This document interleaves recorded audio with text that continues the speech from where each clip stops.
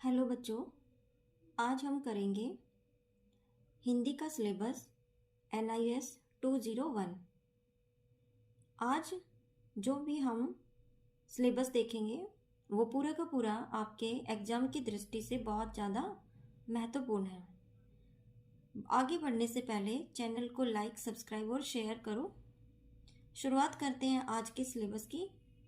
तो बच्चे, आप देखेंगे कि आपकी पहली पुस्तक जो है पुस्तक नंबर 1, उसमें से ये सारे चैप्टर 1 से लेके 14 तक ये सभी चैप्टर जो हैं आपके आएंगे। उसके बाद पुस्तक नंबर 2 की तरफ आते हैं। इसमें भी आपके 15 से लेके 22 तक ये सारे के सारे चैप्टर आएंगे।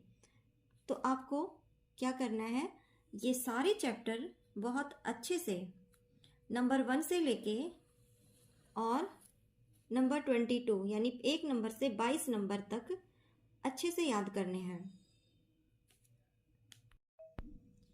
अभी बच्चे हम आगे देखते हैं। टोटल हमारा पेपर आएगा 100 नंबर का, ठीक है। तो ये हमारे 100 अंक हो गए हैं। अब उसको हमने कैसे डिवाइड किया है वो अभी देखते हैं। पहला है हमारा पठन बोर्ड पाठा आधारित गद्य 35 नंबर का। इसके अंदर बच्चे आपके जो पाठ आएंगे, जो गद्य आएगा, गद्य का मतलब जो आपके जो चैप्टर वगैरह हैं जिसमें से क्वेश्चंस आते हैं वो सारा का सारा आएगा 35 नंबर का। उसके बाद पठन बोध में से कविता के अंदर से आएगा आपका 25 नंबर का।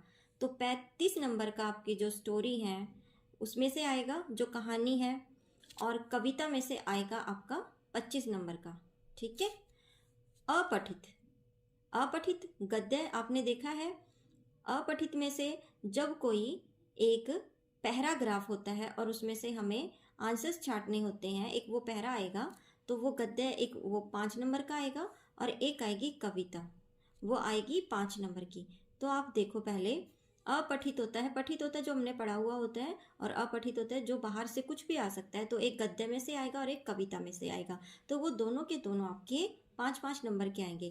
पहला जो आएगा आपका वो गद्य किताब में से आएगा, दूसरी कविता वो किताब में से आएंगी, जो क्वेश्चंस जो आएंगे आपके, ठीक है। और फिर उसके बाद जो दूसरा आएगा वो अपठित, वो कहीं से बाहर से आपको एक पैराग्राफ देगा और ये कोई भी एक कविता आपको दे देगा। तो 35 नंबर ये, 25 नंबर की ये कविता, और गद्य 5 नंबर का और कविता 5 नंबर की। तो ये आप देखते हैं बच्चे, टोटल हमारा 70 नंबर 70 अंक का पेपर तैयार हो गया। अब हमारे कितने बचते हैं, 30 नंबर 70 में से। तो हम देखेंगे लेखन कौशल। अब लेखन कौशल में से क्या आएगा, वो आएगा 20 नंबर का। अब लेखन कौशल होता क्या है, क्या उसके अंदर आएगा, पहला देखते हैं हम समाचार लेखन। समाचार लेखन के ऊपर आपको पूछा जाएगी कि समाचार लेखन होता क्या है, कितने प्रकार का होता है, ये सारी चीज़ें जो हैं, ठीक है, और कितने प्रकार का है, उसको कैसे महत्वपूर्ण है, सारी चीज़ें उसके अंदर आएंगी, ठीक है। पत्र लेखन, दूसरा हमारा पत्र लेखन आएगा। पत्र लेखन में क्या देखना है, औपचारिक पत्र, अनौपचारिक पत्र, व्यावसायिक पत्र, संपादक के नाम पत्र, ठीक है। आपको पता ही होगा औपचारिक पत्र किन्हें कहते हैं, अनौपचारिक पत्र किन्हें कहते हैं, और व्यावसायिक पत्र और संपादक के नाम पत्र। तो ये सारे के सारे पत्र आपको अच्छे से याद करने हैं, ताकि आपका जो पेपर आए उसमें आपको कोई भी दिक्कत ना आए और अच्छे से आप पेपर को कर ले। उसके बाद अभी हम देखते हैं आगे अभिव्यक्ति परक। ये लेखन का ही है बच्चे, जो अभी पीछे कराया है। सार लेखन, एक सार लेखन आ सकता है आपको, जैसे होता है ना, एक बड़ा सा एक पैराग्राफ दे दिया जाता है और उसमें से आपसे पूछा जाता है कि 1/3 शब्दों में लिखो, वो वाला सार लेखन हो गया। निबंध लेखन, कोई भी एक आपको निबंध दे दिया जाएगा, वो वाला आपको करना होता है निबंध। जैसे मान लो आपको दे दिया प्रदूषण के ऊपर दे दिया, दिवाली के ऊपर दे दिया, ईद के ऊपर, कोई भी एक पैराग्राफ जो दिया जाता है उसके ऊपर आपको लिखना है। बेरोजगारी के ऊपर हो गया ये वाला। और ये सार लेखन जो है बहुत इजी होता है, बहुत बड़ा पैराग्राफ होता है और उसमें लिखा होता है कि इसके 1/3 शब्दों में इस सार का जो है लेखन करो, वो वाला सार लेखन कहलाया जाता है। आगे देखते हैं व्याकरण तथा व्यावहारिक भाषा का प्रयोग, अंक है 10। अब ये हमारा टोटल जो 70 नंबर का हमारा जो किताब में से था वो था, और किताब में प्लस में जो अपठित जो गद्यांश और पद्यांश जो आने वाले थे वो थे। 20 नंबर का हमारा लेखन था और अभी बच गए हमारे 10 नंबर। 10 नंबर में देखेंगे विभिन्न रूपों में हिंदी भाषा की स्थिति, हिंदी भाषा के बारे में आएगा, राजभाषा, राष्ट्रभाषा और संपर्क भाषा के बारे में। ठीक है, ये क्वेश्चन यहाँ पे बनेगा। दूसरा है भाषा का मानक रूप, भाषा की लिपि क्या है, उसकी वर्ण व्यवस्था क्या है, विराम चिन्ह क्या होते हैं आदि इसके बारे में लिखना होगा, तो ये भी इसी के अंदर आएगा। शब्द रचना 3 नंबर पे क्या होगी हमारी, शब्द रचना।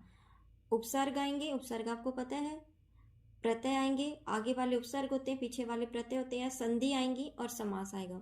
ये हमारे हिंदी के पार्ट नंबर 3 का जो हमारा 10 नंबर का है ना, ये पूरा का पूरा उसी में से आएगा। अब 4th नंबर पे आएंगे शब्द के प्रकार।